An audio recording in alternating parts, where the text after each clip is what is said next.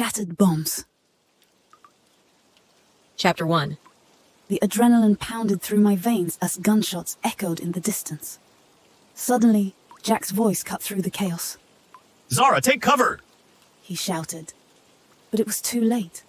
I felt a sharp, searing pain shoot through my stomach. Everything around me slowed down. I saw my life flash before my eyes. Everything started to blur. My head was spinning. The searing pain was too much for me to think of anything. And then, everything went black. Let's rewind. Hi, my name is Zara Black. I'm 21 years old, and I'm the daughter of Evelyn and Damien Black. You've probably heard of them. My mother was a renowned detective, solving some of the most high-profile cases in the country. My father, he was a journalist. But not just any journalist, he had always dug deeper than any other journalist. He told the world stories that no one else could. Stories about the cases my mother worked on. I don't have many friends. Trust issues, I guess. It's not something I really show, but it's there. People come and go, but there's one I've always trusted, Emma. She's the only one who knows everything. From my parents' deaths to the most embarrassing and tragic past. I trusted her with stories I wouldn't tell anyone else. Today, we were supposed to meet at this bar. I'd been craving a good martini, or maybe one of those Hawaiian drinks Emma always teased me for liking. It was around 3 in the afternoon, but the sky was thick with clouds, hanging low and heavy. The kind that made the streets feel darker than they should. The air was cool, a light drizzle tapping on my jacket as I stepped out. I made my way through the narrow streets, my footsteps scraping against the uneven bricks beneath me. The sounds echoed faintly, blending with the distant hum of the city. But something about it all felt odd. It was the kind of quiet that makes you want to look over your shoulder just to check. I tugged my jacket closer around me, trying to shake off the nagging feeling. I was probably just being paranoid. After all, I was meeting Annie. There was nothing to worry about when she was around. She always made things feel safer, familiar. I pushed open the door to the bar, and a welcoming wave of warmth and the soft hum of chatter washed over me. The place was dimly lit, just cozy enough, and thankfully, not too crowded. Perfect. I spotted Emma by the window sitting in her usual spot, a grin already spreading across her face as she saw me. Finally!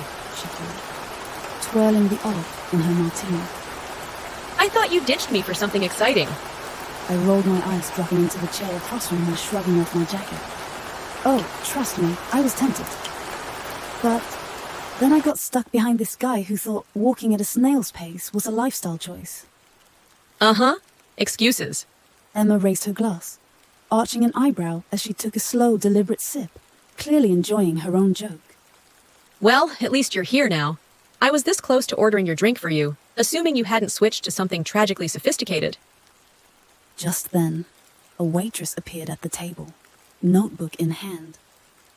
"What can I get for you?" she asked, her voice polite but rushed, probably ready to bolt to her next table. I barely glanced at the menu. Blue Hawaiian, please? Extra pineapple if you can. Living on the edge, I see. Emma teased, her eyes glinting. What? No hard whiskey to match your wild, rebellious reputation? I shot her a glare, leaning back in my seat. I like my drinks fun, thank you very much. I'll leave the sophisticated to you and your fancy olive. Emma let out a short laugh, leaning in with a mischievous smirk. So, fruity blue drinks? Really? Still don't peg you for the type to sip on liquid sugar. I shrugged. Some of us don't need to pretend we're all refined and mysterious. I'll take a drink that tastes good, over something that looks good any day. The waitress gave a little nod, scribbling down the order. "1 blue Hawaiian, extra pineapple, coming right up," she said, before heading off. Emma leaned forward, chin propped on her hand, a sly smile spreading across her face. So, she drawled, what's the latest drama in the thrilling life of Zara Black? Don't hold back now. I need all the details, especially the embarrassing ones. I groaned, pressing my palms to my temples. Emma, if I told you half of it, you'd be moving to the middle of nowhere just to get away from the chaos. Please, she snorted, brushing off the idea with a wave of her hand. You in the middle of nowhere? Don't make me laugh. You'd last maybe 2 days in a cabin before you called me, begging for rescue. I bet the first squirrel you see would send you packing. I leaned back, crossing my arms, trying to look serious but barely holding back a smile. Excuse me, I could totally survive in the wild. I'm practically made for it. Emma let out a short, mocking laugh. Uh-huh. You and the squirrels would be best friends. Let's be real, Zara. You can't even handle a spider without turning it into a 5-alarm crisis. I flicked a piece of napkin her way. That was one time. And that spider was huge. Don't act like you didn't scream when it crawled across your shoe. Emma raised her hands in mock surrender, grinning. Hey, I'm not the one with nature enthusiast on my non-existent dating profile. I prefer my wildlife safely behind glass. Just then, the waitress returned, setting down my drink with a quick smile. The blue liquid sparkled under the bar lights, a slice of pineapple perched on the rim. I picked up the glass, savoring the sweet tropical taste that washed over me. For a moment, everything else faded away. Here I was, laughing with Emma, teasing each other like we always had. The world outside, with all its mess and noise, didn't matter. This was my escape. Emma lifted her glass in a playful toast. To Zara, the great survivalist, conqueror of all things scary and blue. I clinked my glass against hers, rolling my eyes. And to Emma, professional snob and queen of olives. She took a sip, chuckling, and set her glass down with a soft clink. Hey, somebody's got to keep you grounded. I grinned, taking another sip. Yeah, you'd be lost without me, admit it. She shrugged, trying to look nonchalant. Maybe, but I think you'd miss me more. We both laughed. That easy, familiar laughter that comes from years of knowing each other. I didn't know what I'd do without Emma, and I didn't want to find out. Right now, in this little bar, with her, everything felt right. But then, something felt wrong. Across the bar, 3 men caught my eye. They were big, muscular guys, the type who looked like they belonged in a biker gang. Their leather jackets gleamed under the dim lights, and I noticed strange tattoos on their arms. Dark, twisted shapes that looked almost like fangs or demonic faces. One of them had a gun strapped to his belt, partly hidden, but definitely there. My stomach twisted. These guys weren't here for the drinks. I tried to ignore it, but my eyes kept drifting back, drawn to the dark, unsettling vibe they gave off. A shiver crept down my spine, and my hands started to shake a little. I forced myself to look away, but it wasn't easy. Emma noticed my reaction. Zara, She asked quietly. are you okay? I shook my head slightly, leaning in so she could hear me. It's just those guys over there. Something feels off about them. I nodded in their direction, hoping I didn't seem paranoid. Emma glanced over, and suddenly, she wasn't Emma anymore. Her whole face changed, turning sharp and focused. She looked around the room, her gaze lingering on the exits, like she was mentally mapping every way out. I'd never seen her like this before. Don't stare. She whispered, her voice low and urgent. She looked back at the men, her fingers tapping the table as if she was counting something, thinking hard. I opened my mouth to ask what was going on, but before I could, Emma started muttering under her breath, barely loud enough for me to hear. How did they find us here? She murmured. This wasn't supposed to happen. I was supposed to protect her, my team. They should have covered this. Her words came out in a rush, each one sharper than the last. They failed. Probably dead or captured by now. Tortured, maybe. Her face twisted as she spoke, like she was caught in a nightmare, only she understood. I stared at her, completely lost. None of it made sense. Protect who? Dead? Tortured? My head spun, trying to piece it all together, but it was like she was speaking a different language. I had no idea what she was talking about. Emma looked back at me, her eyes steely. Zara, listen to me. We need to leave. Now. Before I knew it, everything turned into chaos. One of the men stood up, towering over everyone else. His eyes dark and full of something I couldn't quite place. Rage, maybe, or something even worse. He raised his gun and shouted something I didn't catch over the noise. The other 2 followed, each pulling out their own weapons.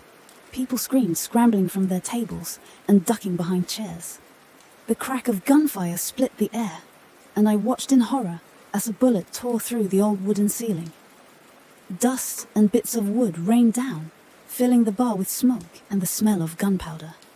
The place I'd felt safe in seconds ago now felt like a nightmare. My heart hammered in my chest, a wild, uneven rhythm that made my hands shake. Out of the corner of my eye, I saw the waitress, the young woman who'd just taken my order. She was moving, trying to shield a couple of people who were huddled in a corner, terrified.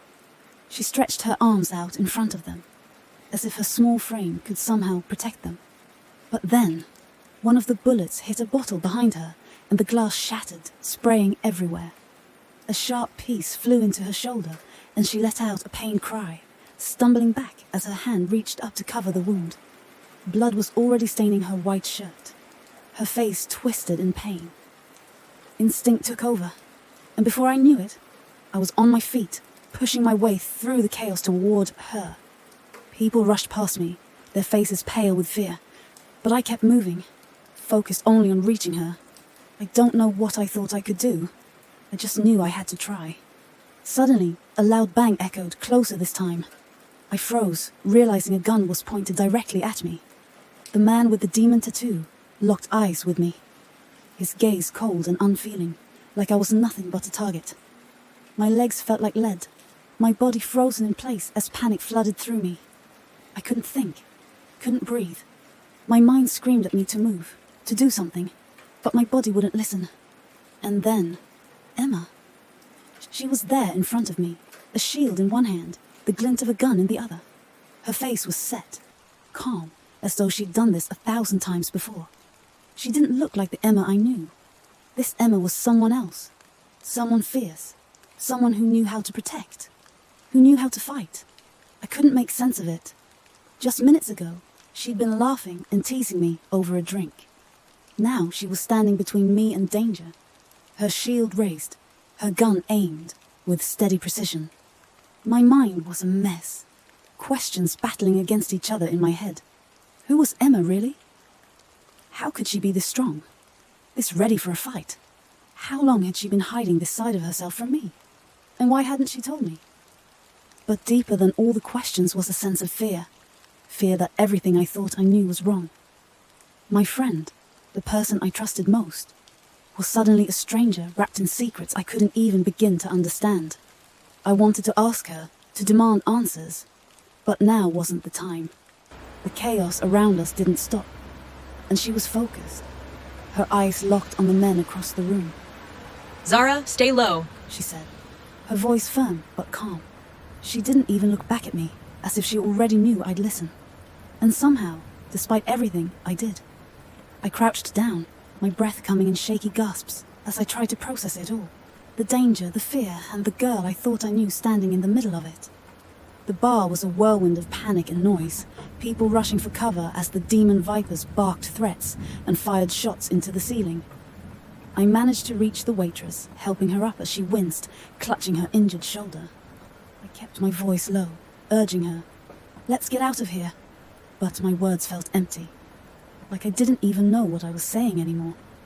We staggered toward the exit, but then 2 more men stepped in front of us, blocking the way. My stomach twisted as I recognized their tattoos. More demon vipers. As if 3 hadn't been enough. I froze, feeling my heart race wildly, unable to understand how everything could have gone so wrong so fast. Zara!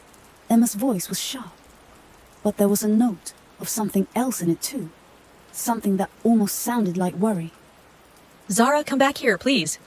I turned, dragging the waitress back a few steps, feeling a knot of fear tighten in my chest.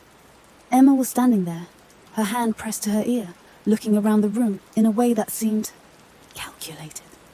Like she was assessing every inch of the place, every angle, every possible escape route. I didn't understand. This wasn't Emma. Not the Emma I knew. Agent 306 calling USO. Need backup ASAP. 5 demon vipers on site, attacking the target. Location, Sydney, Australia, Warrington Lane, at the bar called Crooked Fang. Her voice was steady, controlled. Repeat, backup needed immediately. I stared at her, my mind a tangled mess. Agent 306 USO? My best friend was standing there, calling herself an agent, talking to some secret organization. It didn't feel real. How could she just say those words like they were normal? Like she'd done this a million times before. Emma caught my expression and stepped toward me, a mix of guilt and determination on her face. Her eyes softened, just for a second, and I saw a flash of the Emma I knew. The Emma who cared, who laughed, who teased me over blue drinks.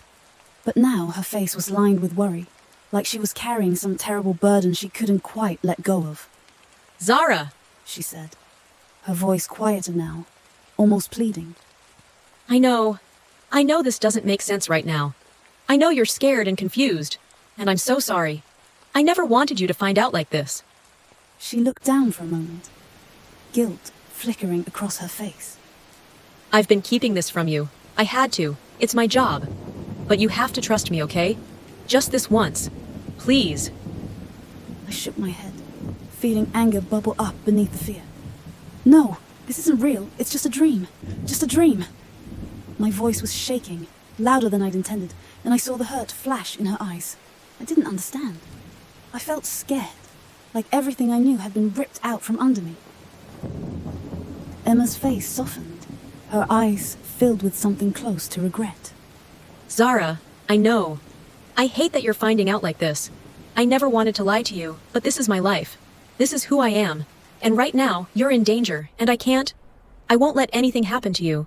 Her words hit me hard, but I still couldn't shake the disbelief. I didn't accept it. I didn't believe that Emma, sweet, caring, my best friend, had been living a double life all this time, hiding things from me. It felt wrong. I was sure I'm in a nightmare I couldn't wake up from. Emma, I whispered, my voice breaking. Zara, please, just follow me. Please! She looked down. The sadness in her voice shook me. For a moment, I felt the anger waver, replaced by a strange, sad understanding. But still, the fear and confusion clawed at me. This was too much. I couldn't just accept it. Couldn't just pretend this was okay. My heart was pounding so hard it felt like it would burst out of my chest. Emma moved like a force of nature, her movements precise and sharp, forcing the men to scatter as she shielded me and the waitress. Each of her actions was calculated, giving us just enough of a window to reach the door. I grabbed the waitress's arm, pulling her along with me as we stumbled toward the exit.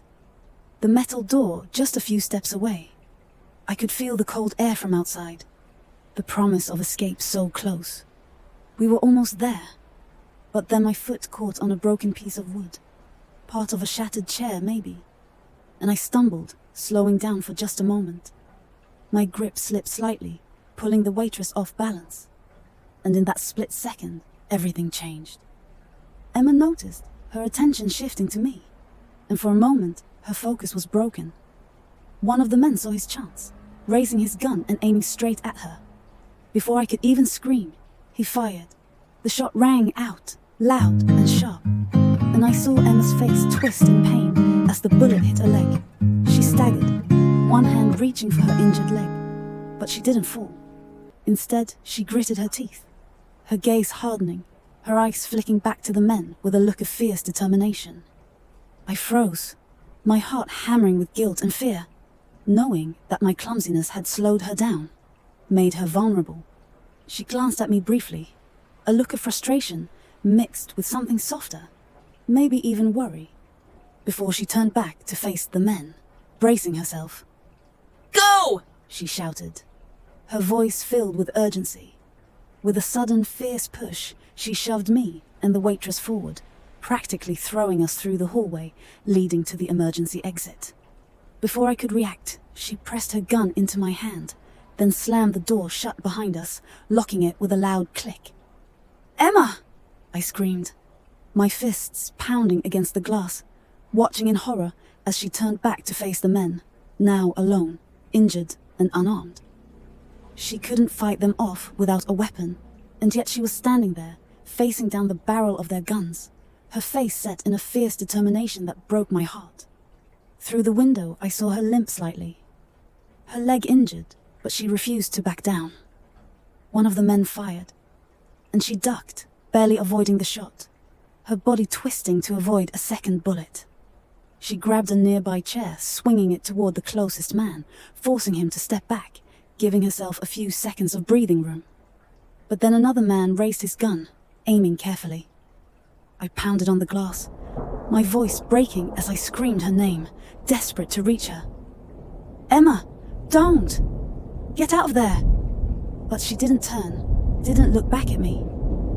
Her entire focus was on the men, her face tight with concentration, pushing through the pain as she faced them down.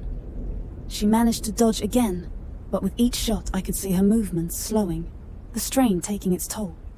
Then, in the chaos, one of the men fired, and this time she couldn't avoid it. The bullet hit her shoulder and she staggered, her hand going to the wound, her face contorted in pain. But still she didn't fall.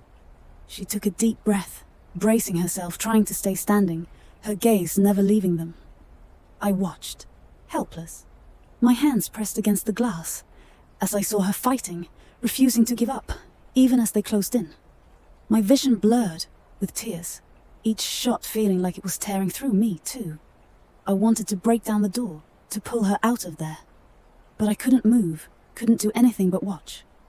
And then, with one last shot, Emma fell.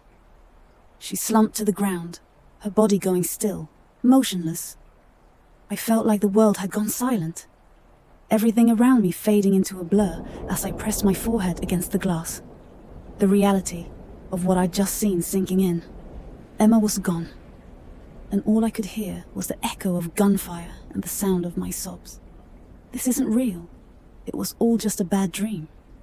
I pressed my hands against the cold glass, my fingers trembling as I stared at Emma's still form on the other side.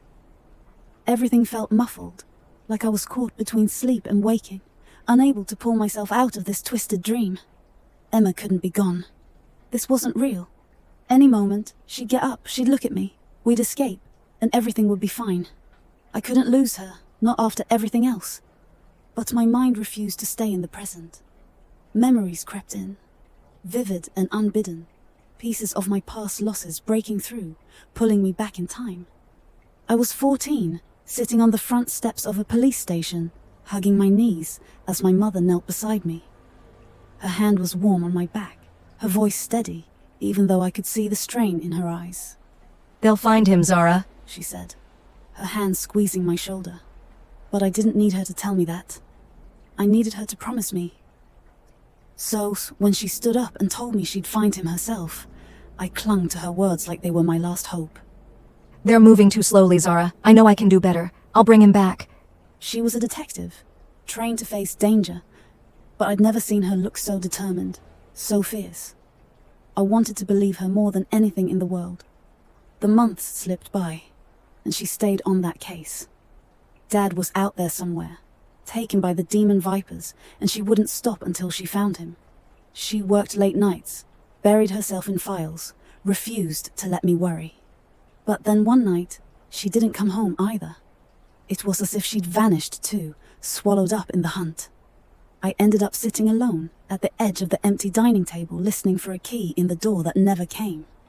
The memory shifted, blending with my desperation in the present as I stared at Emma through the glass, her motionless body a sick echo of those same feelings. My mother had eventually turned up, but she'd been a shell of herself, tired, weak, and quieter than I'd ever known her to be. A few months later, she was in the hospital.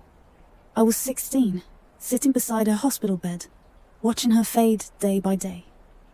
She told me quietly that she'd finally found out what the demon vipers did to my father, that they'd been behind his disappearance all along.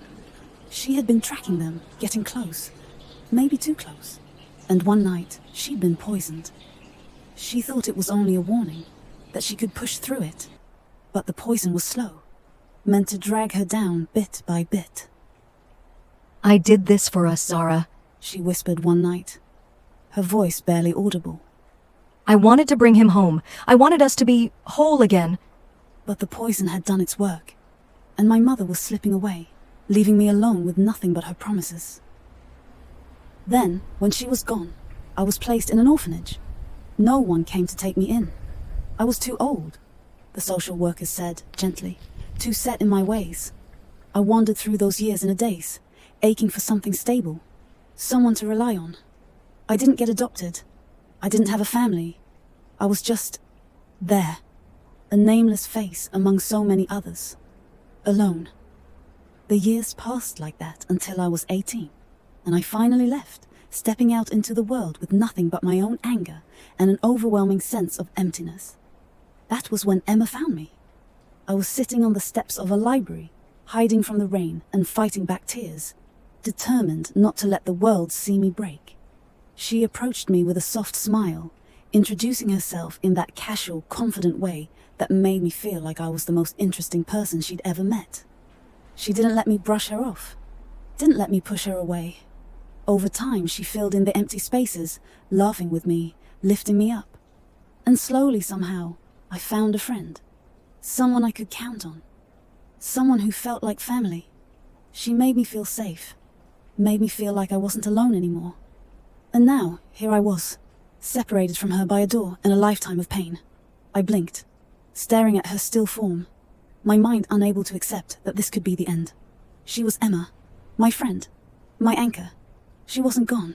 She couldn't be gone.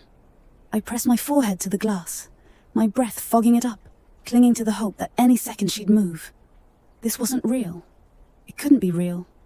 I barely had time to process the sound of footsteps echoing down the hallway before 3 men stormed into the bar, all wearing dark tactical gear and moving with an air of authority. Each had the same patch on their shoulders, the letters USO embroidered in bold. They spread out, guns raised, surveying the room with a quick, practiced glance, and their focus landed on me immediately. One of them, a tall, muscular man with piercing eyes, and Agent 304 stitched onto his gear, stepped forward. Zara Black? He asked, his voice steady but serious. I'm Agent 304. We're here as backup for Agent 306. He glanced past me, his gaze hardening as he caught sight of Emma lying on the floor, and something close to shock flickered across his face. The other agents stepped forward, introducing themselves as Agent 305 and Agent 309. It was too much, too surreal. They said Agent 306, like she was just another name, just another person on their list. But 306 was Emma, my best friend, the only one I trusted. I clutched the gun Emma had given me, my hands shaking, the weight of it feeling awkward and foreign. Agent 304 took a cautious step toward me, his hands held up slightly, as if trying to calm a frightened animal. We're not here to hurt you, Zara. Please, put the gun down. The fear took over before I could even think. I tightened my grip, raising the gun with trembling hands, pointing it towards them as I stumbled backward. "Sid, stay back," I stammered, the words spilling out in a panic. Agent 304 paused, his expression a mix of concern and exasperation. Zara, listen to me. We're here for backup. We're here to help you. But I couldn't process it. My mind was in a fog, and all I saw were strangers advancing on me. Before I could stop myself, my finger slipped on the trigger and a shot rang out. The gun jolted in my hands, the recoil stronger than I'd expected, and it flew out of my grip, skidding across the floor as the bullet went wide, hitting nothing but the wall behind them. I stumbled back, feeling utterly helpless, my hands stinging from the shock of the shot. Agent 304 barely flinched, exchanging a quick look with Agent 305, who gave a slight nod before moving forward. Agent 309, meanwhile, noticed the injured waitress and quickly moved to help her, crouching beside her and checking her injuries with calm efficiency. Agent 306. Agent 304 murmured, his gaze dropping to Emma's still form, a flicker of disbelief crossing his face.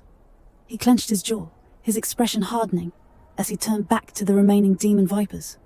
Without another word, he and Agent 305 moved forward, weapons raised, and gunfire erupted as they finished off the last of them. The men didn't stand a chance. The agents moved with lethal precision, their shots fast and unerring. It was like watching a scene from an action movie, and for a brief moment, I couldn't tear my eyes away. A strange mixture of awe and horror holding me in place. Then, as the last shots faded, Agent 304 and Agent 305 turned to me, their expressions unreadable. Agent 309 was still with the waitress, helping her to her feet. But Agent 304's gaze locked onto me, intense and unwavering. Zara Black, He said firmly, his voice steady. we need you to come with us. And then something in me snapped. Without thinking, I turned and ran, pushing past the remaining chaos, past the empty tables and shattered glass, not looking back. My feet hit the pavement. Outside, my breaths coming in shallow gasps as I tore through the city streets. I didn't know where I was going, didn't care. All I knew was that I had to get away, to find somewhere safe, somewhere I could pretend this was all just a nightmare. I ran past the familiar storefronts, my surroundings blurring as my mind struggled to make sense of everything. My job, my normal life. It all felt impossibly far away, yet I clung to it like a lifeline. Tomorrow, I told myself, everything would be back to normal. Emma would be there. We'd talk like we always did. We'd laugh over drinks. We'd go back to pretending the world was simple. And I'd go back to the newspaper store. Back to the comforting hum of the presses. Back to sorting through stacks of stories that felt a million miles away from the one I was living now. The neon sign of my job's storefront glowed faintly as I ran past it, a reminder of the life I was so desperate to hold on to. The image of Emma's smile, her laugh, flickered in my mind, and the reality of it started to creep in, clawing at the edges of my thoughts. I fought it, swallowing down the sob that threatened to break free, refusing to let it take hold. This wasn't real. Tomorrow would come, and everything would be fine. Finally, I reached my apartment, fumbling with the key as I pushed open the door, slamming it shut behind me. The silence inside felt heavy, suffocating, and I sank onto the floor, my back against the door, my breathing ragged. I didn't know how long I sat there, my body shaking, my mind trying to make sense of everything.